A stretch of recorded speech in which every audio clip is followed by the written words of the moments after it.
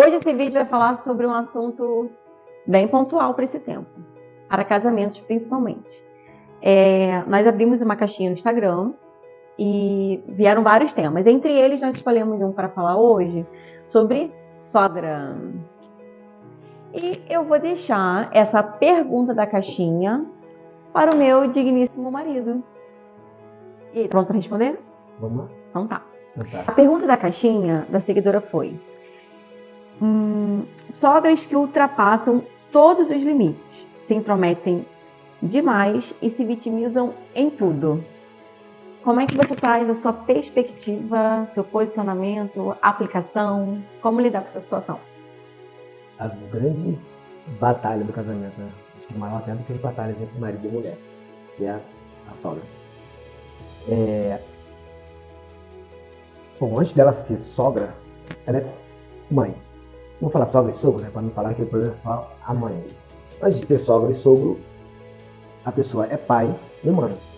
Muitas vezes os conflitos são gerados, mas na minha, assim, nessa visão que eu estou passando agora, é a falta de posicionamento do filho. Né?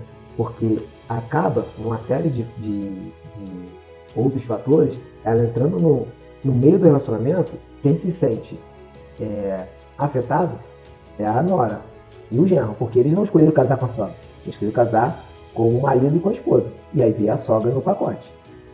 Então, quando a gente fala disso, eu acho que é falta de limite do filho. Né, filho? Senta aqui no papai. Toda vez que a gente conversa sobre esse assunto, a maioria das pessoas fala: mas nós temos um mandamento, e os mandamentos são princípios fundamentais da lei de Deus. Assim, sim, é um mandamento, né? É o quinto mandamento, é esse: honrar pai e mãe para que seus dias se prolonguem na terra. Assim diz o Deus, nosso Senhor. Só que a Bíblia não é feita de versículos apartados, é um contexto. Então, nessa mesma passagem, nós temos o primeiro mandamento. Me ajuda, filho? Até... Gente, vida real. E se a gente não grava porque o bebê não dorme, ele estava dormindo, né? Só que ele acordou. E ele não vai ser a nossa desculpa, vai ser o nosso motivo. Porque um dia ele vai ver esse podcast, ele vai aprender sobre isso.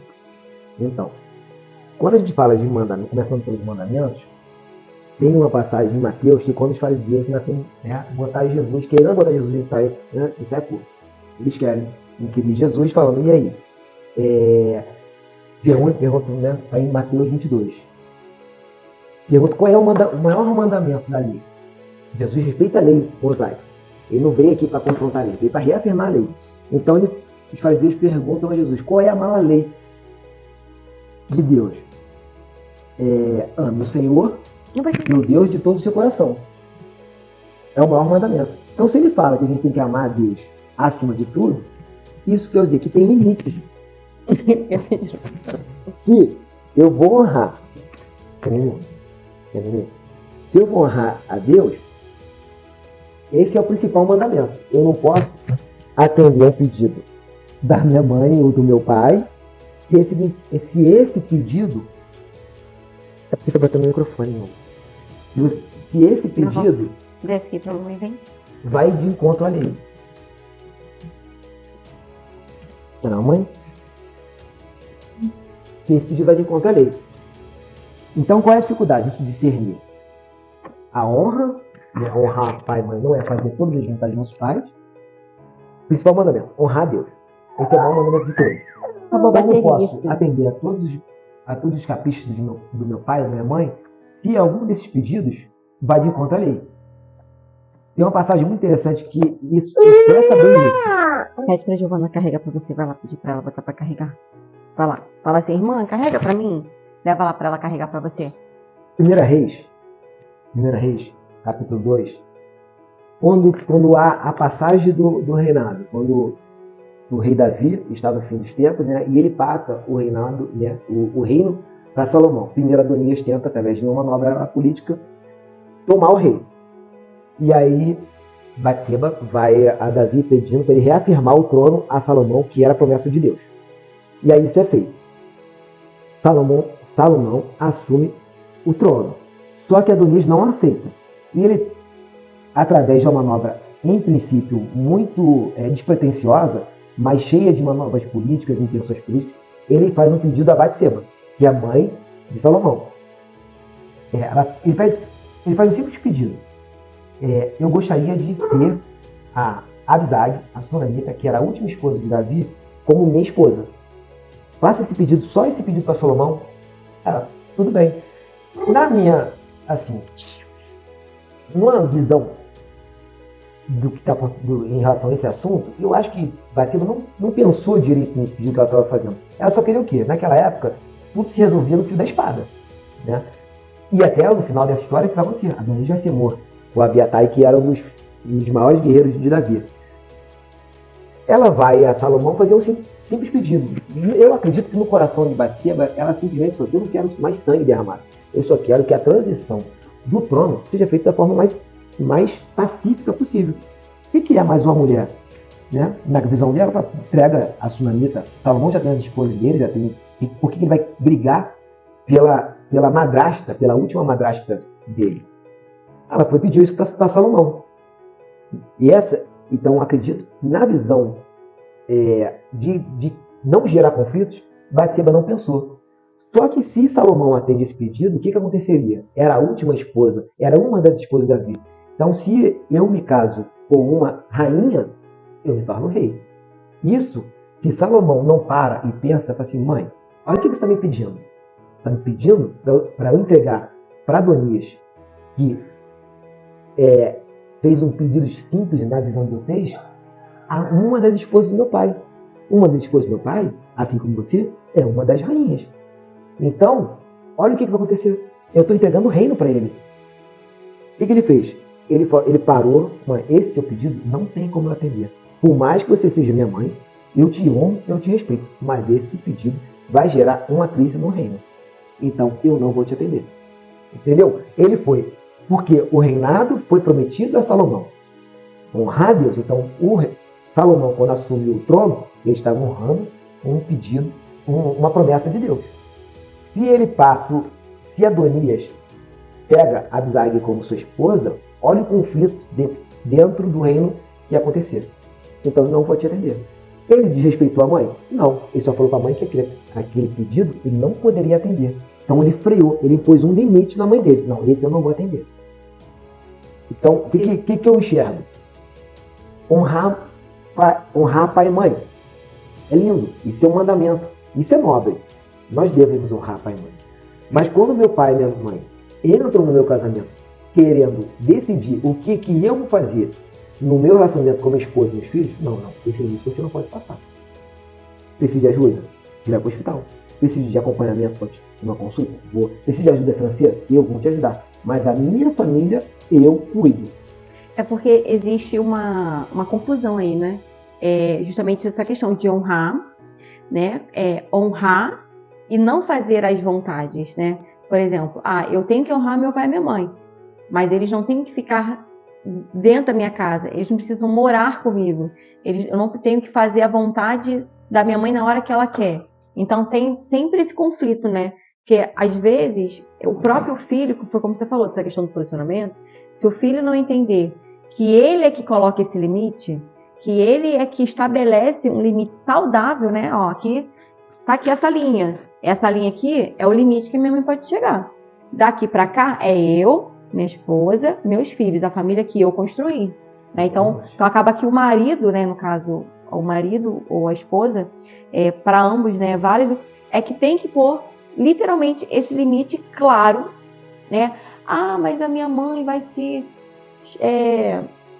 ficar triste, é uma demanda dela. Mas ela é demanda da pessoa. A gente não pode se responsabilizar pelo que o outro vai sentir, porque senão a gente vive aquele ciclo de codependência, né? Eu não posso botar limite, não deixa ela fazer o que ela quiser, porque eu não posso entristecer ela, né? E é onde acaba trazendo uma demanda para o casamento, né? Uma bagagem que não é para o casamento do casal. Tem em Provérbios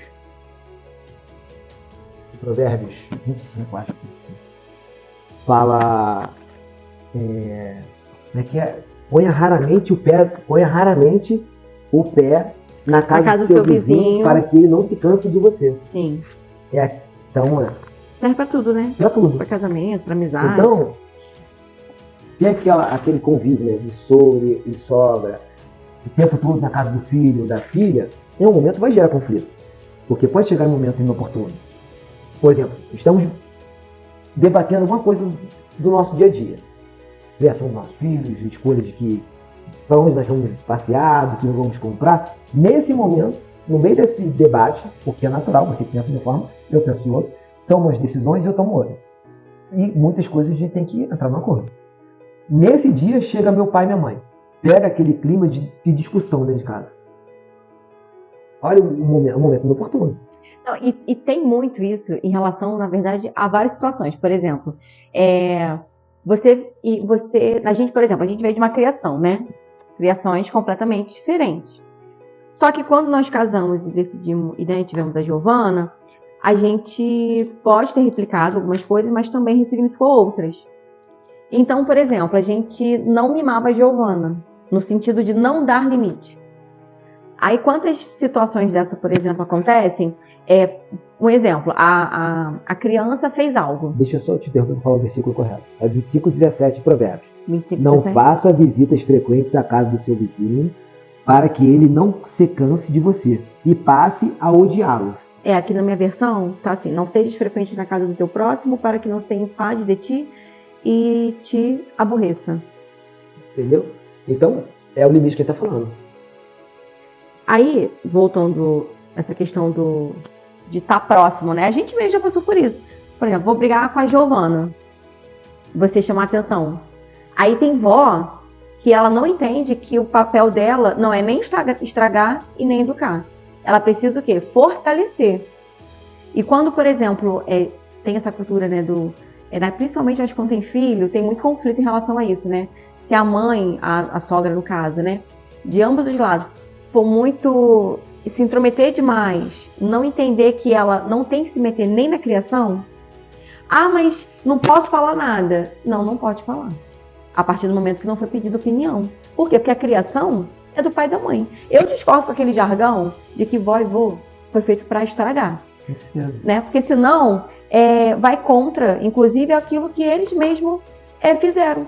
Como é que você vai aceitar que você está se dedicando, estudando, se empenhando, se esforçando, ressignificando, para você criar e muitas vezes fazer, né, na criação do seu filho uma construção completamente diferente? Aí vem uma pessoa, vou estragar tudo isso, né? Então, assim, é difícil, né? Eu acho que tanto pro marido ou para a mãe e para o pai da criança aceitar uma situação dessa, mas quando a avó ela tem esse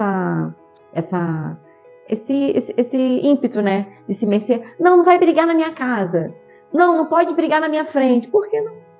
É educação, né? Então, o vô e a avó, ele foi feito para fortalecer.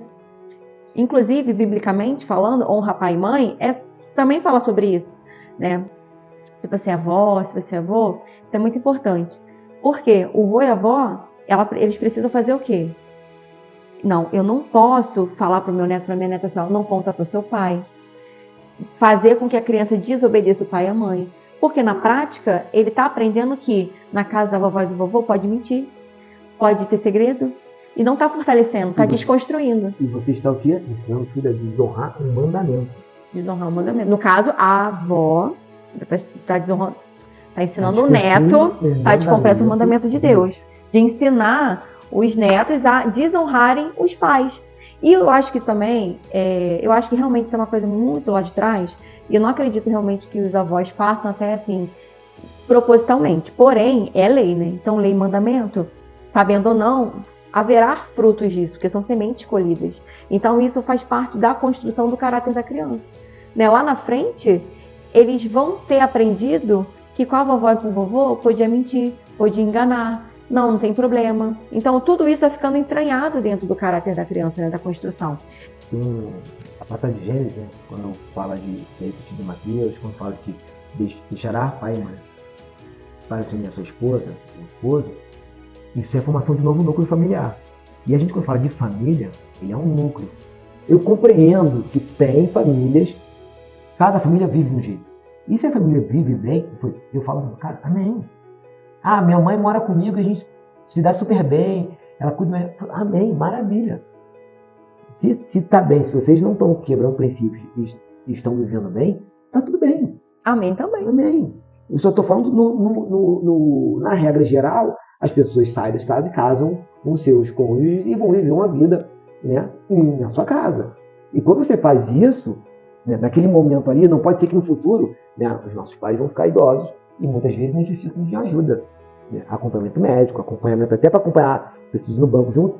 Não, às vezes que pode não ser até têm que morre, condições, né, de morarem sozinhos. Verdade. Financeiramente, com problemas de saúde, problemas fisicamente, né? Então, acaba no final da vida o pai e a mãe, né, só retornando para nossa casa. E a gente tem que se adaptar a esse momento. Então, fala, e aí? E aí você está honrando seu pai e sua mãe. A necessidade é essa. E você vai cumprir. Mas o que eu estou falando é de geral. Ah, trouxe para cá agora. Não, continua a mesma coisa. O núcleo agora tem mais uma pessoa. E essa pessoa que está nesse núcleo, ela vai respeitar os nossos princípios. Ah, eu tenho uma discussão com minha esposa. Meu pai, não se mete. Você quer dar uma opinião? Depois, no momento oportuno, quando estiver sozinho, você expressa o que você está sentindo. Mas não pode se meter. Quantas vezes, né, avós fazem isso o tempo inteiro? Tirando, inclusive, isso é muito sério, porque quando um avô ou uma avó, eles se intrometem na hora que um pai e uma mãe está repreendendo, está ensinando, está educando, eles estão desconstruindo a autoridade do pai e da mãe. E avô e avó não manda em nada. Avô e vó foi feito o quê? Para curtir os netos. Não é para estragar e não é para educar, mas é para fortalecer a educação. E eu acho que dentro desse convívio, desse tipo de relacionamento, eu acho que ainda que a sogra, né, ela tenha isso, a avó tem isso muito forte dentro dela, precisa ser ressignificado, sabe? Precisa ser ressignificado para quê? Para que, na verdade, seja agradável a presença dela. Quantas vezes casais, né, não querem estar com os pais por conta dessa situação? Não, eu não quero estar com meu pai e com a minha mãe porque eu não concordo com isso que eles fazem. É lógico que quando a gente fala assim de, minha sogra ultrapassa os limites. Eu acho que o ponto número 1 dessa caixinha, que é muito importante a gente falar aqui, se ela está ultrapassando o limite, é porque você não está dando limite. Ponto. Se eu não dou limite, é que nem aqui na nossa casa, né? Nós temos um terreno e o terreno aqui do lado aqui tem um monte de cavalo, certo? Mas o que limita os cavalos, a gente até já chegou, tem um burro, né, aquele marrom, ele vive aqui na nossa cerca, botando a cabeça aqui para dentro para poder comer alguma planta ali que ele gosta. Mas se não tivesse a cerca, provavelmente ele entraria no nosso quintal. Então, a cerca lateral da nossa casa, ela tá fazendo exatamente isso. Ela tá falando assim, cavalo, qualquer bicho, né? Os pequenos não, acaba passando. Cavalo, esse aqui é o seu limite. Você não tem autorização para entrar no meu quintal, para invadir o meu espaço. Eu te proíbo. Essa aqui é a cerca, vou te limitar. Caleb, não vai pra rua por quê? Porque existe um muro com cerca. Só entra na nossa casa quem é convidado. Por quê? Porque existe uma barreira ali, um limite. Então, dentro do relacionamento, acho que é muito importante a gente falar sobre isso. Sobre a gente, por mais que a gente seja muito tendencioso, né, a olhar para a atitude do outro, a gente não vai mudar o outro. Então, isso é muito importante, né? Então, e é o ponto principal, né? Voltando lá, que você perguntou, minha sogra se promete tudo, eu falo assim, o embate, na verdade não é um embate. Se minha sogra chega aqui e começa a tomar atitude dentro da minha casa, eu não devo entrar no embate com ela. Esse dever é seu, não meu. Tá falando você como um genro, né? Como um genro. Entendi. Não vou. Quem tem que impor esse limite é você. É o cônjuge. É o cônjuge. É o filho da sogra. É o cônjuge. Então, o que a gente faz? Tudo a Bíblia é como se fosse só seguir, está escrito. Né? Tá vendo um provérbio também, que eu tinha anotado aqui, a resposta branda desvia o furor. Então, se entrou, por que eu vou brigar? Se esse desafio não é meu, por que eu vou entrar nessa batalha? Eu vou mostrar para minha esposa, olha só, ela está passando os limites, você tem que se posicionar. Então, o debate é aqui. E o filho, se eu deixar, se eu permitir que minha mãe entre na minha casa e comece a comandar e dizer como é que deve ser feito as coisas, eu estou permitindo que o caos impere na minha casa, porque não sou eu. Eu sei que isso não vai dar certo. Então eu estou permitindo o errado. E acaba sendo um jogo até de manipulação, né? Quando o filho quando não se posiciona. Porque ele tem medo de ferir a mãe. Ela coloca ele dentro de uma bolha emocional, presa ali, ó, não me magoa. Porque se você me magoar, eu vou ficar super triste, chateada com você. Não coloca limite em mim, deixa eu fazer o que eu quero. Aí o filho, você brinca assim, banana, né? Não se posiciona. Aí a mãe vai e começa ali, fica naquele jogo, não. Eu posso falar o que eu quiser. O neto é meu. Tipo assim, a mãe vai na casa do filho sem ser convidada. Ou convida pessoas pro aniversário do neto, que também não foi convidado, porque ela não é a mãe do aniversariante. Mas é a casa do meu filho. Eu falei, calma aí. Essa é a casa do meu filho. Eu falei, a casa do seu filho, mas a casa não é sua. Então, calma aí. Eu posso, então, vamos supor, a mãe, por algum motivo, tem acesso, mora no mesmo local, mesmo condomínio. Aí tem acesso ao apartamento do filho. Tem que tocar o interfone? Não pode não tocar o interfone. Porque não é porque você mora no mesmo ambiente que você não tem que, você não tem que pedir. Eu posso ir na sua casa? Eu posso chegar aí? Então, existem esses conflitos que, se você repreende, se você fala alguma coisa, nada. Né? É aquele jogo da manipulação mesmo, do sentimentalismo, né? Da chantagem emocional. Então, é o que a gente está falando lá naquela parte também. São os núcleos familiares. É o meu núcleo familiar. Só deve entrar aqui quem eu permitir. No momento que foi convidado, combinado. Então, é casa do meu filho? Sim, é casa do seu filho. Que agora tem uma nova família. E a gente tem que louvar de casa. Quando a Giovana tiver uma família, louvado Deus, ela tem uma família. Tem uma família para visitar. E não é a casa do meu filho, é a casa do meu filho e da minha nora. É a casa do casal. É como se, na verdade, a casa fosse só do filho. Né? Aquela sensação, assim, de autoritarismo, né? Não, aqui é a casa do meu filho. Mas, uma vez eu ouvi do nosso pastor Meise, né? A gente fala, eu acho que quase todos os vídeos a gente vai falando dele, né? Ele sempre deu conselhos muito sábios pra gente. Ele falava assim, que em 2 castelos não reinam 2 rainhas. Né? Então, assim, cada castelo tem que ter sua rainha. Então, eu sou a rainha da minha casa, a sua mãe é a rainha da dela, minha mãe é a rainha da dela, a mãe da fulana é a rainha da casa dela. E a mulher, ela tem isso também, né? Essa coisa de competição. Então, não tem como. Imagina, 2 rainhas se duelando dentro de um próprio castelo. Não vai dar bom. É um rei e um príncipe ao mesmo tempo, né? Porque no mesmo castelo ele é rei e no mesmo castelo ele é príncipe. Não tem como. Então, quando ele é príncipe, a rainha. Quando eu sou adolescente, quem manda no castelo? É o rei e a rainha é minha mãe. E eu sou príncipe. A outra palavra são dos reis. O casal que está reinando. Quando eu me torno rei, o reinado é meu. A história que eu te falei de Salomão. Quem é o rei agora? Salomão. Desculpa, minha mãe, mas agora eu sou rei. Eu comando. Eu digo o que é certo e o que é errado. Então, você pode ser eu vou te ouvir? Pode ser uma consultora? Eu vou te ouvir. Até porque você foi rainha, você conviveu com meu pai, né? Davi, o grande Davi. Teve experiência. Então, eu vou te ouvir. Mas a decisão desse reino é meu. Eu agora sou o rei. É muito sábio até o que você falou, porque levanta um ponto, assim, é um ponto-chave, na verdade. Eu acho que é uma chave que as mães, né, as sogras, no caso, elas têm na mão, mas elas não sabem usar. Por quê? A falta da sabedoria, ela causa o conflito, ela causa o caos. Porque, por exemplo, como você falou, ela era o quê? Rainha. Então, ela tinha experiência, ela tinha vivência, ela tinha maturidade. E ele, com certeza, estaria aberto para ouvi-la, né?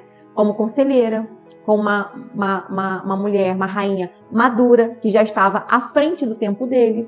Só que quando a mãe, ela, no caso a sogra, né? Seja de ambos, não sabe se pôr no lugar dela, ela não consegue exercer de fato o papel dela. Porque eu quero ser, assim, você também, a gente fala muito sobre isso, que nós queremos ser, para os nossos filhos e nossos netos, esse ponto de equilíbrio, esse ponto de conselho. Né? Quando os nossos filhos precisarem de tomar uma decisão, uma direção, uma mentoria, né? Um aconselhamento, de pessoas que já viveram, estão no tempo, né? São os sábios de antigamente, né? Os anciões, que hoje em dia a gente não vê, né? Essas pessoas que antigamente a gente ia lá consultar para poder pedir uma direção. E a gente tem construído isso, a gente tem se esforçado e quer construir isso. E você falou de conselho, né? De uma nova construção. Em Efésios 3:3 fala isso, né? Efésios não, Filipenses 3:3 fala que eu prossigo para o alto, esquecendo de tudo que ficou para trás, eu prossigo para o alto. Então, quando eu peço um conselho, deveria ser assim, os mais sábios, no caso pai, mãe, em vez de entrar em conflito, eu falo assim, filho, olha só, eu errei nesse ponto. Então, esse é o meu passado. Para você não cair nesse mesmo erro, você daqui para frente, você faz assim, assim, assim. Porque você vai ter um caminho melhor do que eu trilhei apanhando. Então, esse é o trabalho. Esse deveria ser a principal função do sogro e da sogra. Ficar calado. Ah, tá errado, você tá mimando demais seu filho, você tá castigando demais seu filho, você tá errando a alimentação do seu filho. Eu posso dar uma sugestão se eu for consultado. Ou no momento que eu falo oportuno. A gente está nos conversa, no café da manhã. Né? No café da manhã eu estou conversando no futuro com a Giovana, eu observei uma coisa que eu identifiquei, eu. Não estou falando que eu sou o dono da verdade, mas que eu posso ter identificado como inadequado. Eu falo assim, pô, filha, o que você acha disso? Você não acha que está tratando o seu filho ou seu marido dessa forma? Não seria melhor você tratar o seu marido de uma forma assim? Com mais amabilidade, com mais respeito? Pô, eu tô aqui, você faltou com respeito na minha frente, não é legal, não honra. Tô dando um posicionamento, de repente, de algo que eu vi aqui no passado, ó. Nesse caminho você vai errar. Mas esse é o ponto. Se o pai e a mãe não ressignificam isso, eles vão normalizar o comportamento que eles têm. E você vai ver que eles vão continuar tendo.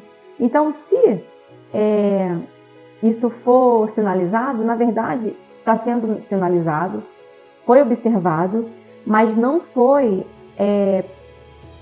usado de uma forma para ajudar. Provavelmente é o contrário. A mãe vai falar assim, não fala assim com o filho. É tipo assim, só eu que posso falar. Ao invés de falar assim, não, calma aí, por que chegou nesse ponto? Vamos sentar aqui, o que está acontecendo? Assim, às vezes a gente acha que é muito complexo esse assunto, né? De sogro e de sogra. Mas a verdade é que o ponto principal é a sogra e o sogro, eles não precisam aceitar. Porque quem escolheu foi o marido e foi a esposa. Se o filho ou a filha escolheu alguém, eles não têm o porquê aceitar. Ah, mas eu não aceito. Vai continuar não aceitando. Por quê? Os nossos filhos um dia vão embora. Os nossos filhos vão embora. E um dia, logo ali na frente, um futuro próximo, nós vamos ficar juntos para sempre. Então a construção, a gente entendeu isso ressignificando. Que a gente não está construindo uma vida para fora, está construindo para dentro, né? Então, para ter esse relacionamento saudável, eu acho que a distância precisa ser saudável. Eu acho que se fosse trazer aqui... Eu tenho que morar... minha mãe e meu pai têm que morar... Perto, não pode morar muito perto para que não venha tão fácil. E nem morar muito longe para que não venha aqui, tem que passar muitos dias. Tem que ser uma distância adequada, que a visita demore quanto a distância, mas que não seja distante o suficiente para ter que dormir na nossa casa. Se eu fazer um conselho... Só que hoje a gente escolheu justamente o mais distante, né? Ah, para aí, gente, olha só. Vira pra cá, mão pra câmera. Assim, vira pra cá. Nós moramos a 2 horas de Teresópolis, do Rio de Janeiro, né? A gente mora em Teresópolis. Então, mas olha, se a gente fosse dar conselhos, amor, ó, 3 conselhos básicos. 3 conselhos básicos. A gente não dá conselho, né? Dá sugestão. Não, eu vou dar um conselho sim, tá? Conselho porque quando você vive na pele e você ressignifica, você aprende e vira conselho. Porque é conselho, você vai dar um conselho pra pessoa não cair na mesma armadilha. E geralmente o casal, né, ele se começou igual a gente, muito imaturo, né, cedo. Olha, primeiro ponto, não more perto demais, como ele falou, né, esse dilema aqui. Não more perto demais. Não precise ver todos os dias. E deixa eu ver, mais um. Coloque limites bem estabelecidos. Para tudo. Eu acho que quando a gente coloca essa distância saudável, é uma distância saudável. Por quê? Porque dá saudade. É muito fácil uma sogra falar assim, ai, eu não tinha problema com a minha ex. Nora. Eu falei, lógico, não morava perto, vai morar perto. Aí passa a ter problema. Sabe por quê? Porque casamento não é perfeito. Existe casamento saudável, a gente não tem problema?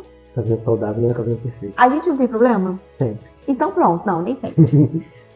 Se a gente tem problema, por quê? Porque são duas pessoas diferentes, que vieram de criações diferentes, que até hoje estão ressignificando, né? Melhorando a comunicação, melhorando muita coisa. Ou seja, imagina uma sogra que você não escolheu, porque eu não escolhi minha sogra, eu escolhi meu marido. Né? A gente não, você escolheu a sua sogra? Não. Você me escolheu. Então, quando você mora perto demais e convive... É só divertido. E convive perto demais, isso é um fato, vai ter problema. A não ser assim, eu já ouvi várias pessoas falando sobre isso, né?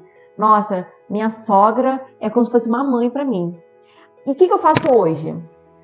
Eu oro pela sogra da minha filha, porque pela minha não adianta mais orar pra vir uma diferente. Agora tem que orar pra Deus, né? Melhorar o que precisa.